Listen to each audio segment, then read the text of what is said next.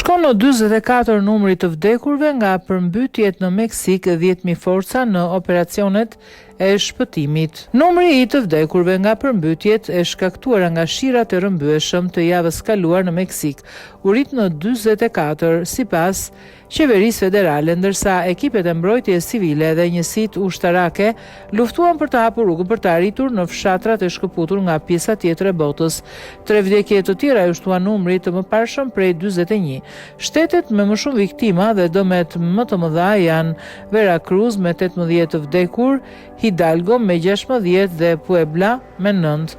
Një vdekje u raportua gjithashtu në Querétaro sipas Ministrisë së Sigurisë. Qeveria po përshpejton përpjekjet për të arritur në zonat e prekura dhe për të ndihmuar banorët, u theksua në një deklaratë. Vargu lindor malor Sierra Madre, i cili shtrihet paralel me bregun e Gjirit, është goditur nga një stuhi tropikale që ka sjell shira të rrëmbyeshëm që nga e njëjtja.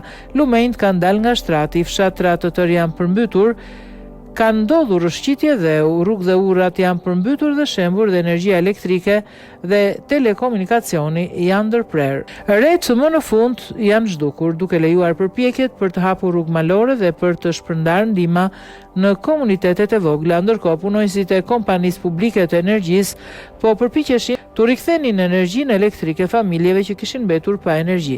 Shumë banorëve u deshën të ecin shumë kilometra, disa për të arritur në komunitetet e izoluara dhe për të mësuar lajme për njerëzit e tyre të tjerë e për të gjetur edhe ushqime ilaçe.